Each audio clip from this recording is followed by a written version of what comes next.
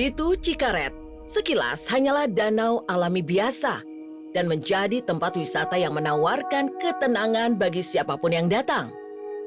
Memasuki kawasan situ, kita akan disuguhkan pemandangan air danau yang tenang, udara sejuk, dan suasana terasa damai, bahkan terlalu damai. Tapi di balik itu semua, ada kisah yang menjadi buah bibir masyarakat tentang 4 penjaga penjuru arah tak kasat mata yang menyimpan kisahnya masing-masing. Konon, Situ Cikaret menjadi tempat kerajaan gaib berdiri kokoh.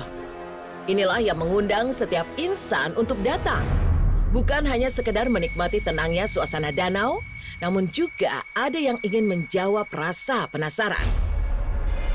Di balik tenangnya air danau Situ Cikaret dan sejuknya udara yang membuat warga para singgah, tempat ini bukan hanya destinasi wisata, namun banyak kisah-kisah misterius yang masih terpendam dan belum terungkap.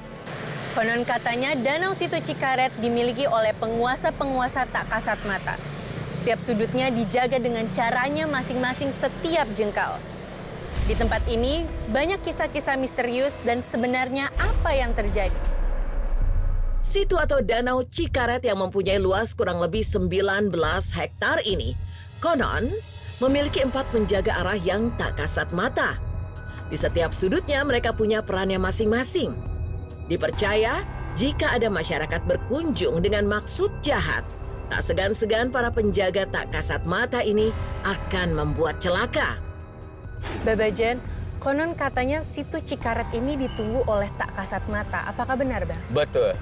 Ada di tengah, ya yang kalau air terbelah sebelah sana, pasti ada kejadian. Oh, kalau boleh tahu nama 4 sudut itu apa saja, Bang? Yang tadi kita bilang, Lojok Naun, terus Lojok Jengkol, Lojok Koret, nah itu Mameng. Jadi memang ada 4 sudut di Situ Cikaret ini. Betul. Kalau boleh tahu lagi, Bah, setiap penjaganya di sudut ini tuh apakah berbeda-beda dan mereka tuh biasanya seperti apa? Berbeda-beda. Kalau Naun orangnya besar, gede tinggi. Oke. Ya. Kalau yang di sini Lojok Koret, ya memang kalau kita mancing atau ambil ikan, koret pelit. Pelit. Iya. Oke, Bah, kalau yang di sudut ketiga sosoknya seperti apa? Yang ketiga di sini ya, iya sosoknya manusia biasa perempuan. Perempuan? Iya. Dan apakah ada spesifik misalnya rambutnya atau Iya rambutnya pakai kebaya putih.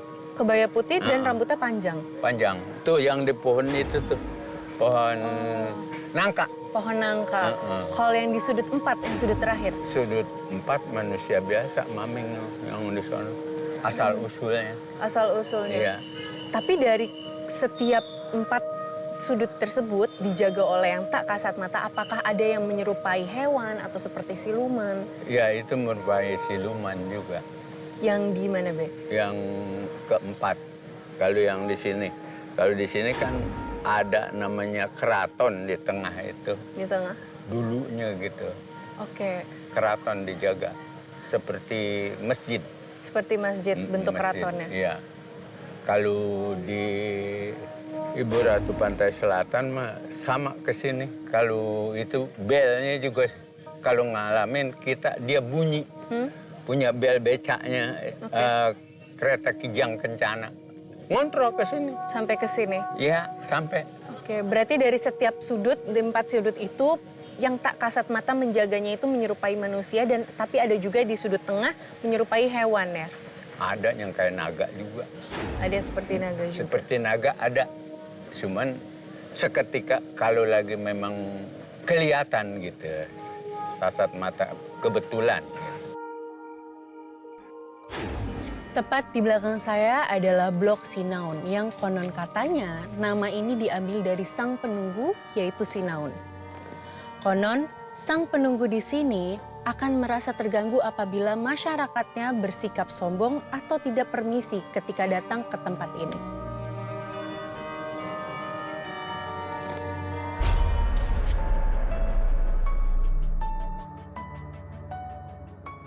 Konon katanya, di ujung pangkal Situ Cikaret atau yang disebut Blok Naun, dijaga oleh sosok tak kasat mata berbadan besar dan berbulu lebat. Ia akan murka jika ada masyarakat yang berperilaku sombong dan terlalu berisik tertawa terbahak-bahak.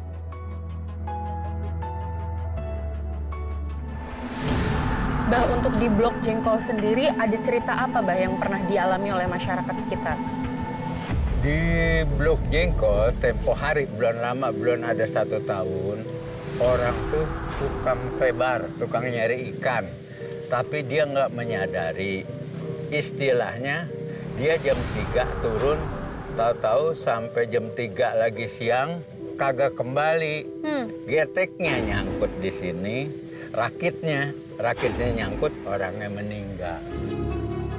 Ada pohon nangka yang berdiri tegak di tepi danau yang diyakini menjadi rumah bagi penguasa Blok Jengkol. Konon, sosoknya digambarkan sebagai wanita berkebaya putih dan berambut merah panjang. Di titik ini sering terjadi korban nelayan yang sedang menjaring tiba-tiba tertarik ke dalam air dan hilang. Lalu jasadnya ditemukan keesokan harinya di pintu air. Oke, jadi memang banyak kejadian juga di Blok Banyak. Jengkol ini. Apakah itu disebabkan juga karena nelayan atau masyarakat tersebut bersikap sombong atau angkuh seperti yang tadi dipercaya? Satu ini dipanggil hak muloh, tapi ngambil terus kan dengan sendirinya, nggak rela. Jadi memang seharusnya tempat ini tidak dijadikan usaha yang terlalu berlebih ya, tapi Betul. tetap dipelihara. Betul, nggak boleh kita ambil sewenang-wenang. Kalau dapat ikan besar, mancing entah nebar gitu, jaring, pasti kita kembalikan yang kecil. Oke. Iya. Oke, jadi tidak boleh serakah. kasarnya. Betul. Tak hanya kisah cerita Blok Naun dengan 3 ajudan gaibnya, di balik tenangnya air danau, ada cerita tentang berdirinya sebuah keraton gaib dan sumber mata air yang konon dijaga oleh kuya atau kura-kura putih raksasa. Menurut cerita orang tua zaman dahulu, hanya seseorang yang berilmu tinggi yang mampu masuk ke dalam keraton gaib dan keluar dalam keadaan kering tak basah sama sekali. Bah, konon katanya di danau ini ada kerajaan goib. Apakah betul? Betul.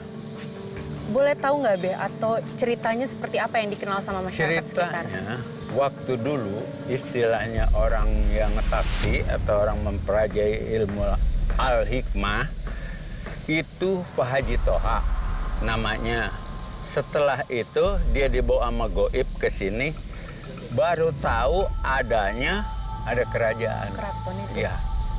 Dan lagi di samping itu ada kura-kura besar yang menutupi mata air. Sumber mata airnya? Iya, ditutup oleh kura-kura besar. Oh, jadi Iya. memang betul adanya keraton atau kerajaan goib tersebut ya? Betul. Di sini. Iya. Hingga kura-kura tersebut itu tadi menutupi sumber mata air yang ada di Mata danau air ini. yang ada di situ Cikaret.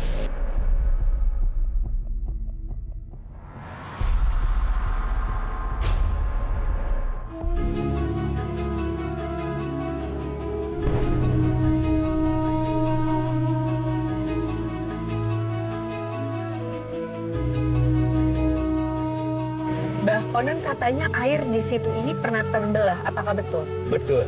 Apa yang terjadi, Bah? Terjadi keesokannya ada kejadian orang yang dimangsa atau meninggal. Gitu. Apakah pernah memang betul-betul hal itu terjadi atau hanya mitos belaka? Waktu dulu istilahnya orang nyari ikan. Selalu dipakai usaha. Ini setu-setu Cikaret, Koret, Pelit. Kalau kita kagak namanya begitu, otomatis kita wadalnya yang diambil.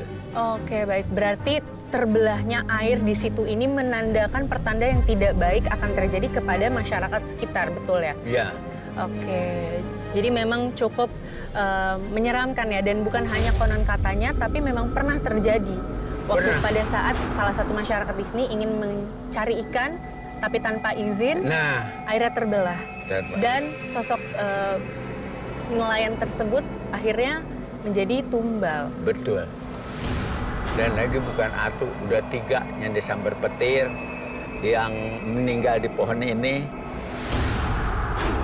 Meninggal di sini. Ini pohon rengas itu. Oke. Iya, tukang nyari ikan bujair juga. Oke. Ini nggak bisa dipakai Sembarangan usaha. ya? Di depan. Kalau memang kita kagak mohon atau permisi atau ngasih sajen, ya diambil. Oke. Pernah terjadi kecelakaan perahu wisatawan yang tiba-tiba terbalik dan menelan korban jiwa di danau ini. Dari 13 orang, hanya 11 orang yang berhasil ditemukan. Tak hanya itu, air Danau Situ Cikaret konon pernah terbelah tanpa sebab.